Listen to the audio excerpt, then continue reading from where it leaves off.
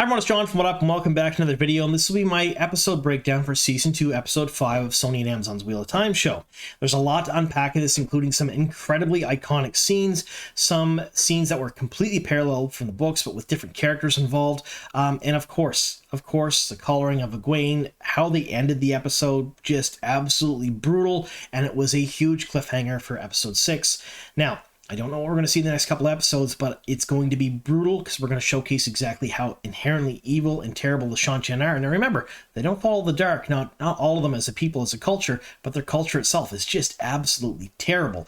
And we get to see more and more of that on screen in the next couple episodes. I think they're really going to lean into it too, which is going to be probably pretty horrifying to watch. Now, in today's video, we're going to talk about elements of the book series and elements of the show. We're going to explain a few things. We're going to expand upon some stuff that happened within the show. We're also going to parallel the two of them together. So there are some major changes between the books and the show in this season, but all the plot beats are there. They're all kind of headed towards the same end result, and we're going to try to marry the two of them in this particular breakdown. That's what we do in these breakdowns. Now, saying that, if you're new to the channel, well, we also do reviews. We're reviewing every single episode, and we're doing Easter egg videos as well for every episode of Season 2, and we're still covering all of the news and leaks for Season 2 and Season 3.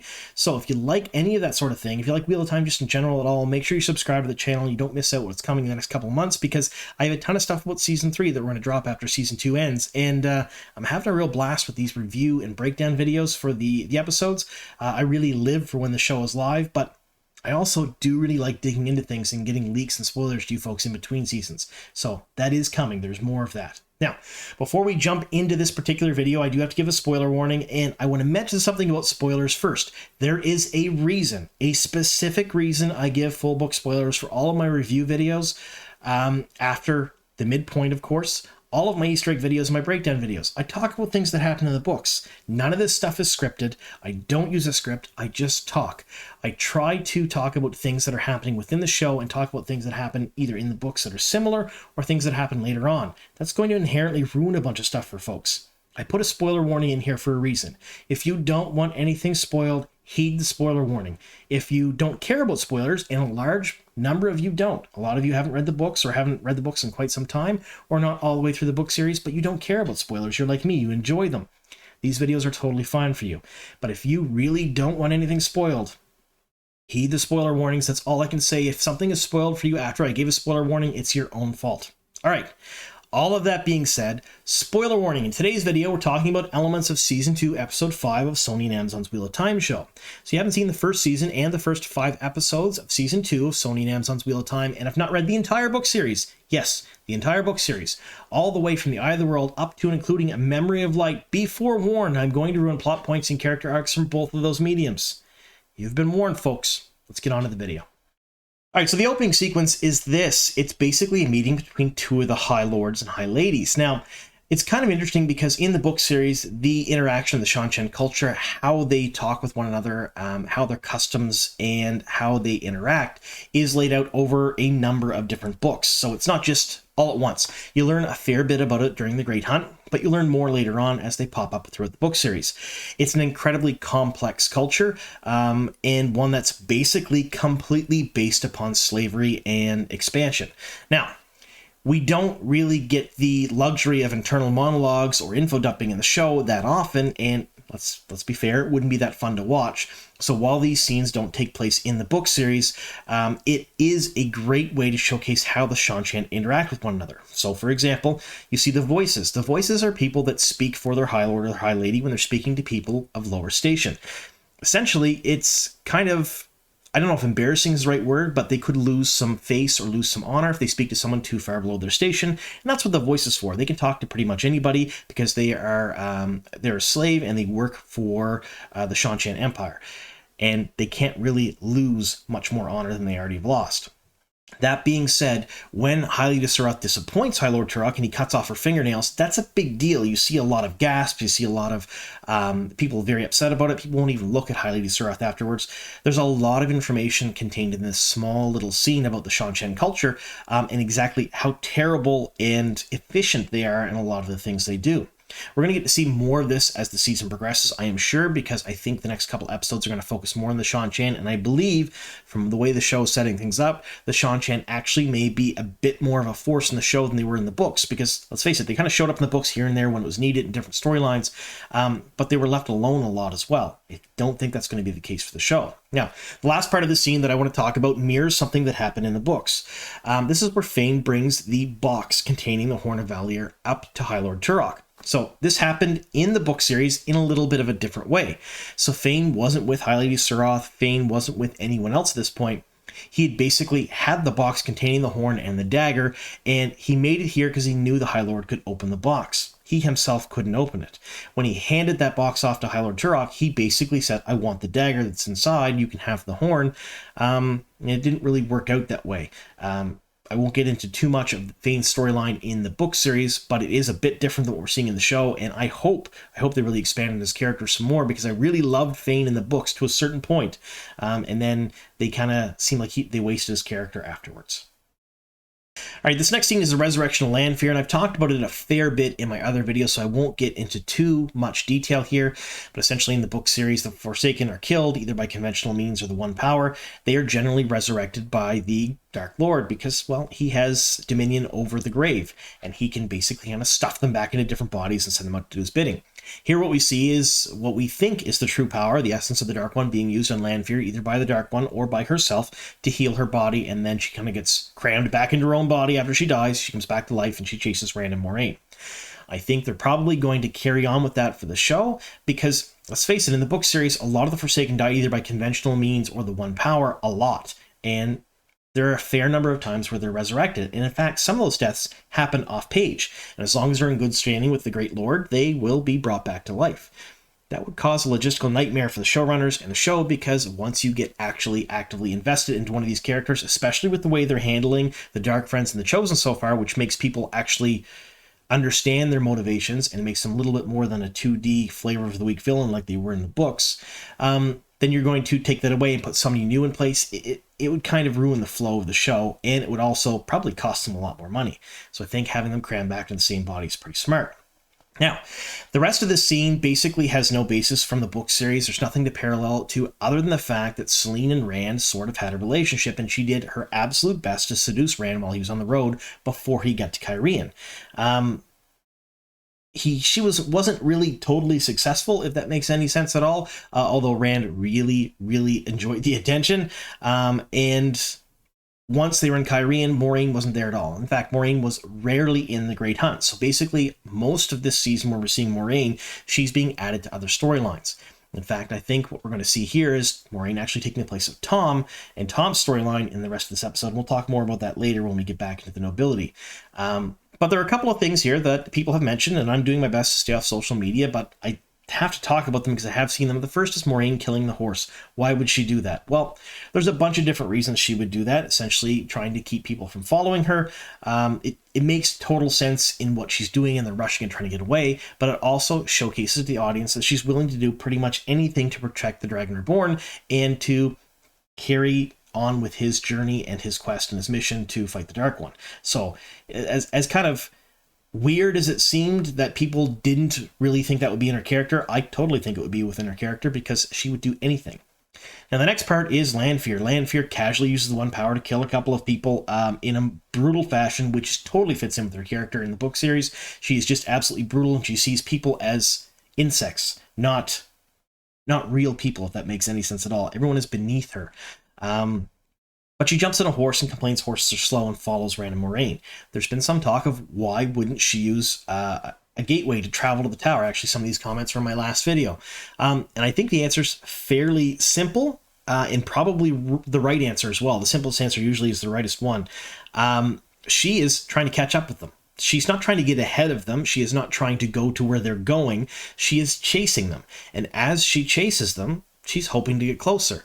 And she could skim, I guess you would say, because she doesn't know the area well. She doesn't know the ground, so she would have to skim. She couldn't actively open a gateway because she'd have to study the place first.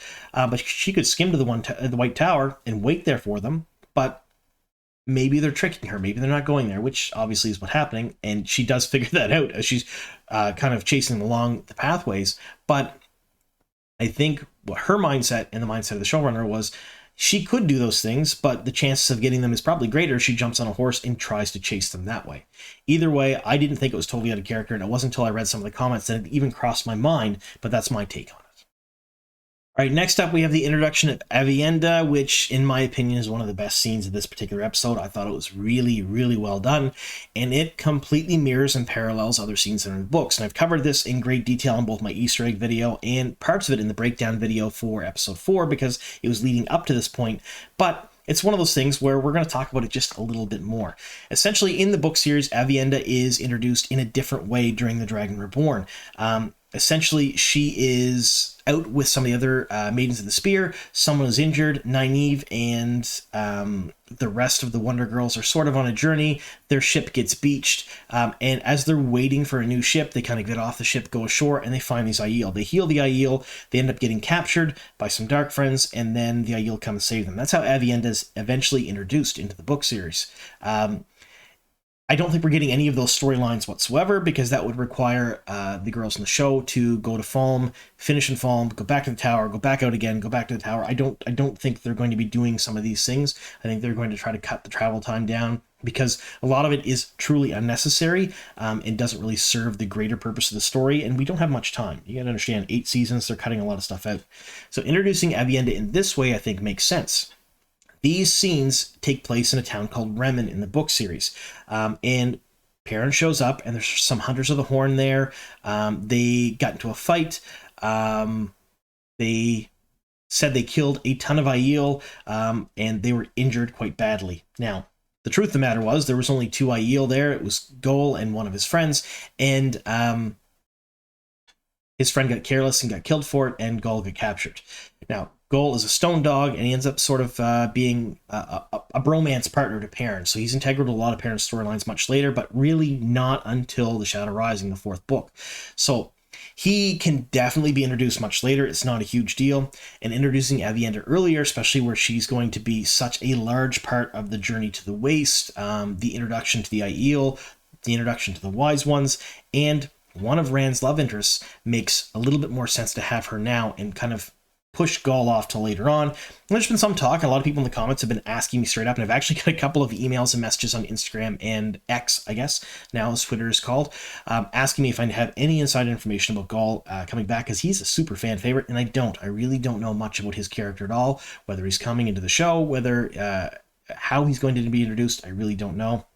All I know is that introducing Avienda in this way, where Perrin rescues her from the cage and the two of them fight Whitecloaks together, mirrors completely the storyline where he rescues Gol in the books, and I think it's a little bit smarter to use Avienda in the spot in the show than it was to use Gol.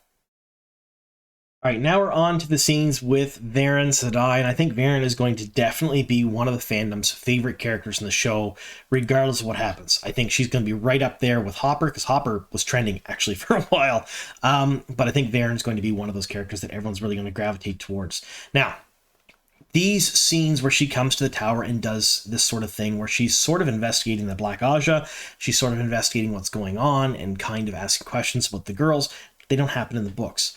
In fact, she was an instructor for Egwene, and she did accidentally, and I'm leaving this in quotations because I don't think she actually meant to do this, but she accidentally pushed Egwene towards dreaming a fair bit by being dismissive of it. Just a little bit. I mean, you'd have to read the entire sequence between her and Egwene in the book series, but she doesn't push her as hard as you would think, and Egwene doesn't need to be pushed. In fact, if it's just kind of dangled in front of her, she will run with it.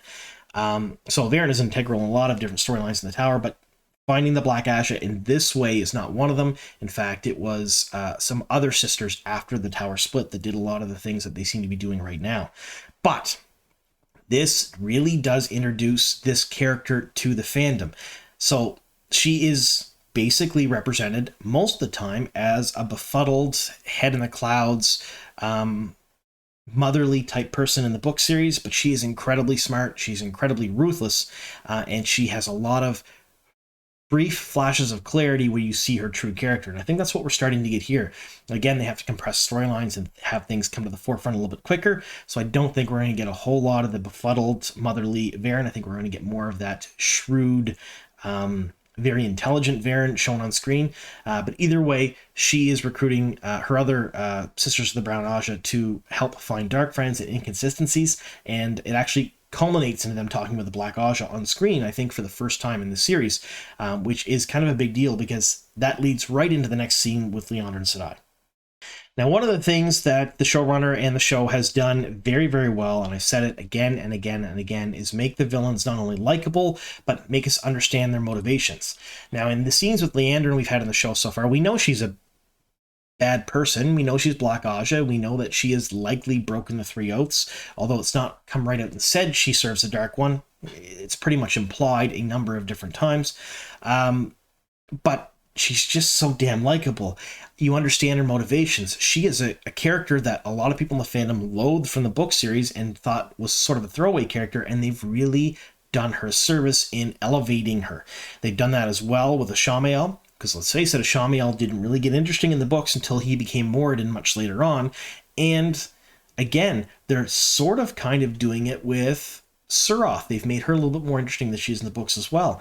So far, all of the Dark Friends specifically have been people with motivations that I know, that I understand. They've been coerced in a certain way, and they've even hinted about Lanfear's background story a few times and talked about it a fair bit, and they do in this episode as well with the Ashamael. And it really does make you feel for these characters and the motivations around it. Now, this scene with Leonard and Nynaeve didn't happen in the book series. Essentially, none of them were bound and gagged. None of them were knocked out. They weren't drugged through the ways. LIandrin basically took them, and they came of their own volition. She tricked them into thinking that they were going to help her friends, and when they came out of the Waygate on the other side and were captured by the Shan-Chan or faced the Shan-Chan, it was a surprise to everyone except LIandrin, of course, and that's when you truly get to see her real motivations in the book series. Now, in the show, it's a bit different. They're not coming willingly. She actually captured them, is dragging them along, but essentially the plot beats here are exactly the same as they are in the book series. All right, next up, we get a couple of scenes between Lady Sharoth and Ashamael. Now, this is sort of interesting because these things don't happen in the book series, and the way that Sharoth is treating Ashamael, in my opinion, is a little odd, but I think we can kind of explain it a bit here. So, essentially, this is where you get the idea that Sharoth is a dark friend for sure. You understand this, they serve the same master, and she even kind of, I would say, totally oversteps her bounds when talking with one of the Chosen. Now, one of the great things about this is so far, Ashamael, as portrayed in the show, doesn't seem to really care about station or power. Not really. His motivations are more of the character that he had much later on in the book series, which makes sense since they're accelerating everything. Ashamael in the first few books was totally mad. He thought he was the Dark One, and he kind of played the fact that he was the Dark One, which we saw a little bit in Season 1. Later on, though, after Rand defeated him multiple times, and we're talking in multiple separate battles, I think 3 battles in a row he defeated him, we sort of get this idea that there is more behind Ashamael's motivations than just being mad and thinking he's the Dark One. He's reborn as a character named Moradin, and then you find out that Moradin's whole sole purpose at this point is to break the wheel and end the endless cycle of being reborn and having to fight the same battle over and over and over again. He's tired. He wants everything to stop, and his motivations are actually the most in line with the Dark One, which is some of the things that he mentions here, not just with Sharoth, but when he talks with Lanfear much later on, why he was released first. It's because he believes in the dark. No one else does. They have their own petty ambitions. He doesn't. He just wants things to end. He wants the Dark One to win. And they're introducing all of these concepts very, very early on. So I do not know if we're going to get a reborn Ashamael into Moradin or not. I don't believe we will. I think we may see something like what happened with Lanfear earlier, later on this season, or perhaps early next season. Rand will kill him, so to speak. The Dark One will bring him back, and maybe he'll start calling himself Moradin. I don't know. Maybe as a nod to the fans he will, but I think he will carry on because his motivations seem to be late game Moradin, Ashamael, than early game.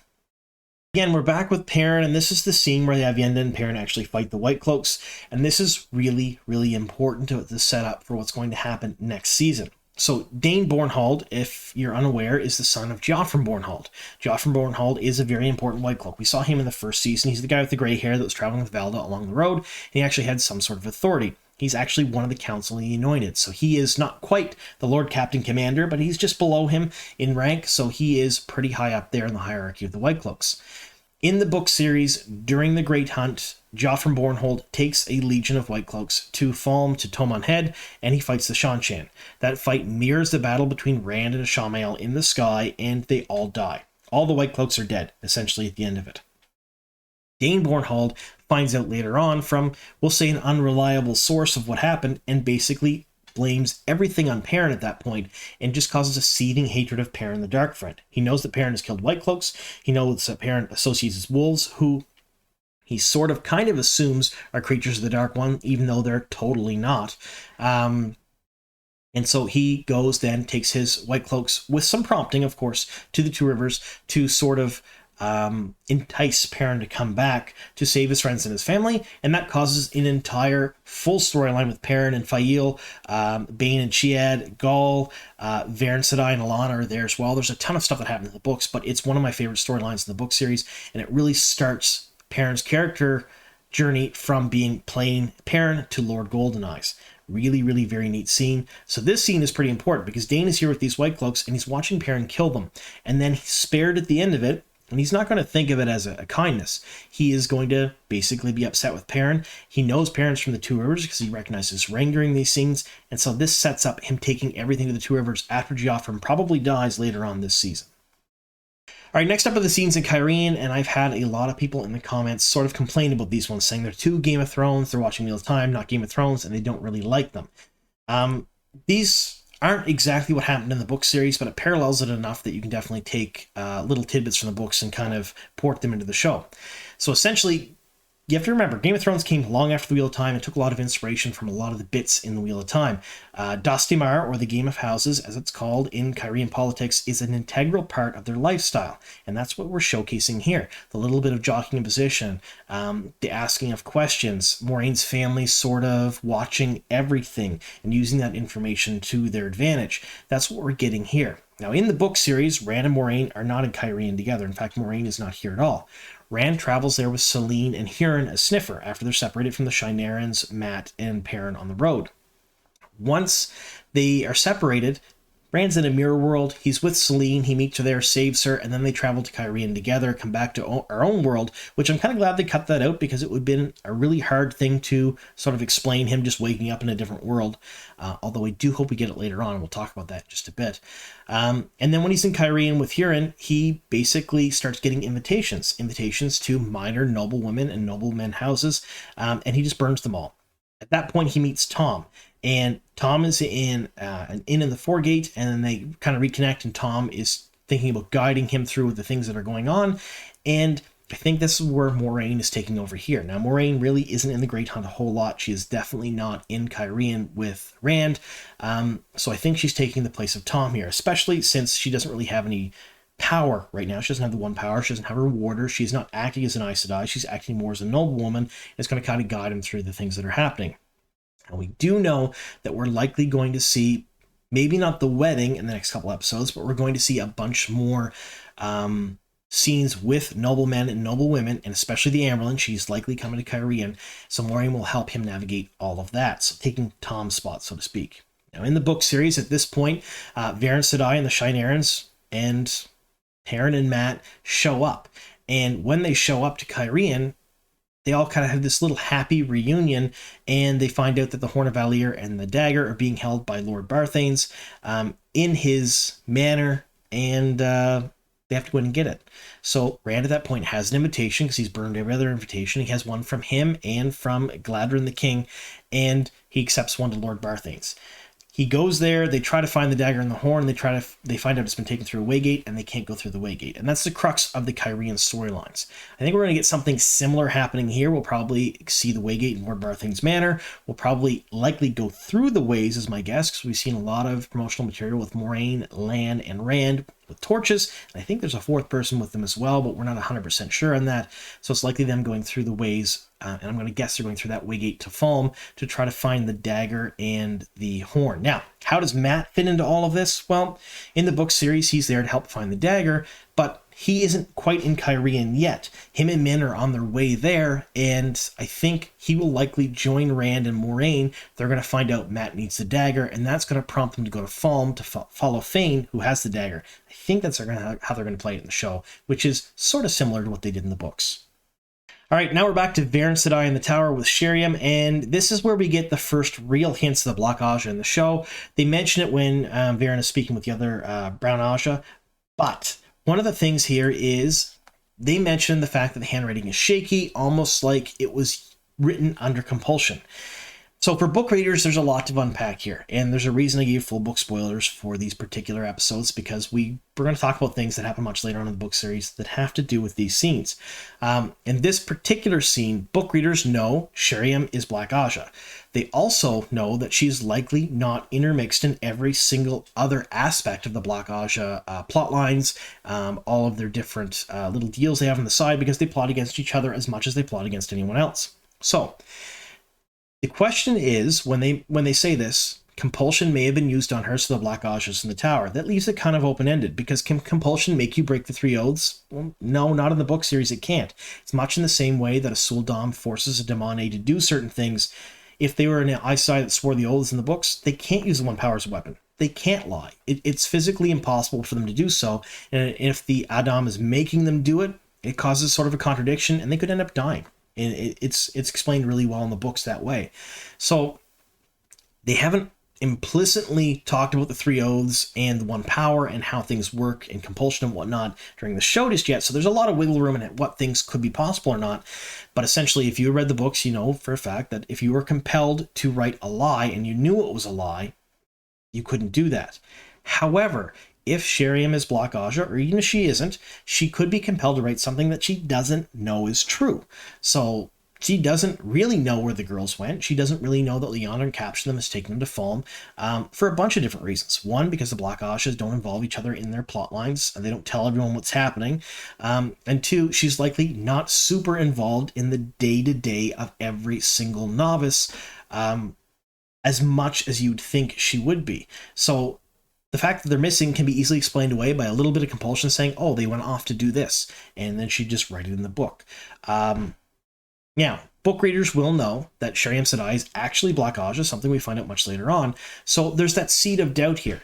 Did she write this shakily in the book because she thought that perhaps at some point or another she'd be discovered, and this is a real hint to show watchers who have never read the book series that she is Black Ajah? Or was she compelled and didn't know any better? She didn't know where the girls were going or what they were doing, so she could write it because even though it's not true, she doesn't know it not to be true. A whole lot of questions here. There's a lot of intricacies in these scenes with Verin and Sherium and the other sisters in the Brown Ajah in the tower that I super love, and I just love picking them apart as we watched it. All right, next up we have these scenes where LIandrin actually brings the girls out of the Waygate and presents them to High Lady Sharoth. These scenes played out pretty much the same way as they did in the book series. They are fairly close, with the exception of the fact that LIandrin sort of unties Nynaeve a little bit. And I think that's because of the connection that she has with her, that she's made over the last couple of episodes. LIandrin is certainly a likable character. She's Black Ajah. She is a bad person in the show. She has her own motivations, but she's doing things for what she believes are the right reasons, even though they're terrible things, and she still feels bad about it, which is part of the reason why she released Nynaeve's bonds here in this particular scene. Other than that, the scene is pretty much word for word as is in the book. A lot of the dialogue's the same. Of course, the throne and the stairs and whatnot is not in the book series. It's a bit different. They're all on horseback. However, it's really interesting that they chose to have LIandrin give Nynaeve a fighting chance here rather than just give them all up.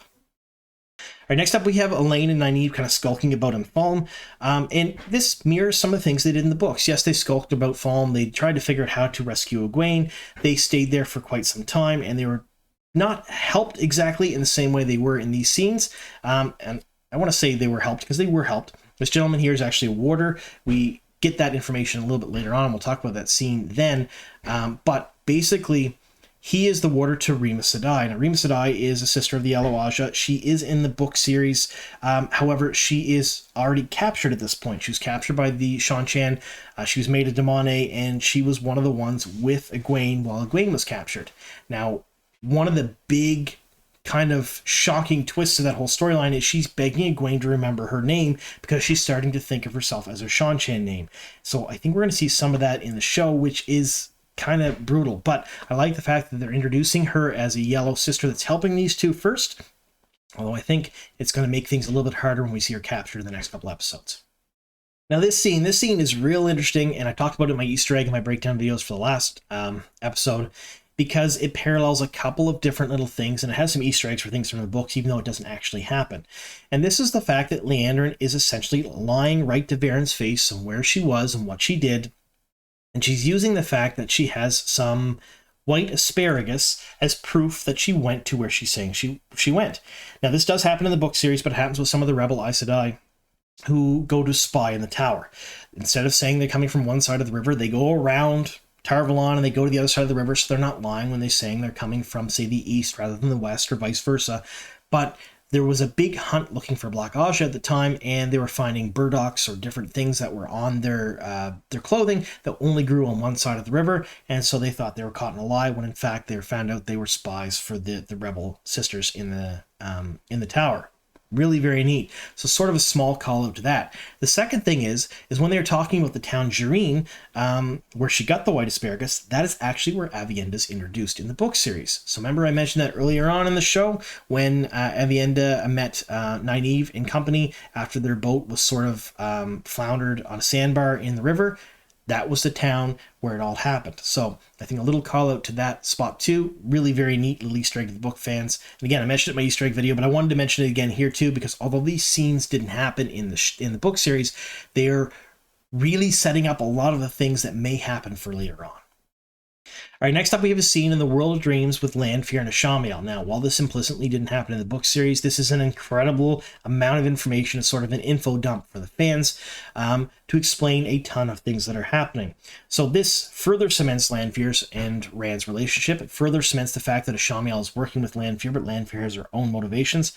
And it also actually talks about Lanfear's reasons for joining the Dark. Basically jealousy more than anything else, and desperation, and directly referencing Moiraine, almost as if capturing Moiraine or having her turn to the Dark or do things in desperation are just as advantageous to the Dark One as killing her, which is totally true. Chaos, strife, distrust among friends, all of these things are just as good to the Dark One as actively progressing the plan. Remember, this being is completely eternal and has done this infinite amount of time so far, so the journey, I guess, is worth more than the destination to a lot of these people. Ashamiel also mentions the fact that he was released first because he believes in the Dark. He actually believes in the outcome of what they're doing, and he's not doing it for his own selfish reasons. Another great call to his character much later on. Also, a couple of the Forsaken were name dropped in here, so we know we're getting at least 2 more Forsaken that were called out by name in this particular scene, plus the boys. The boys could mean any number of male Forsaken that were in the book series. We believe we're getting 8. We're not 100% sure on that. We're not 100% sure on who they're going to be, but since a couple of them were name dropped here, I think we're definitely going to get them in the show. All right, next up we have the infamous scene where Egwene is actually collared. Now there's a ton of stuff to unpack here, but this happens not exactly the same way as it did in the book series, but the outcome is basically the same. The collar is put around Egwene's neck and she instantly kind of goes nuts, as she would. A lot of pain is being given to her by the Sul'dam. So what they're doing here is they're showcasing a bunch of different things all at once. Not exactly the same way as they're talking about them in the book series, because you can't really info dump like they do in the book series, but the collar looks much the same way as it does in the book series, and then it turns into this big sort of covering over the upper half of her body. The pain that she's applying to Egwene is probably going to be more explained in the next particular episode or two, but basically what it is a Sul'dam can make the Daemone feel anything, whether it be nettles on their feet, being slapped with a birch, or just heat, cold, pleasure, any of these things at all, they can do through the link they have with the Daemone through the Adam. We get to see a little bit of that here, and we're going to see, I think, in some of the promotional material for the next episode, some really, really brutal scenes with Egwene, and this sets up her absolute pure hatred of the Shan-Chan that defines a large part of her character in the later bits of the book series, as she should be. She was actually held captive by then, so she understands the brutality, understands just how inherently evil and terrible they are. They may not serve the dark, but they're still just as evil, but in a different way, and she basically rallies the White Tower against them in a number of different ways. All right, so what an episode. So we went through that start to finish, and there was a lot to unpack there.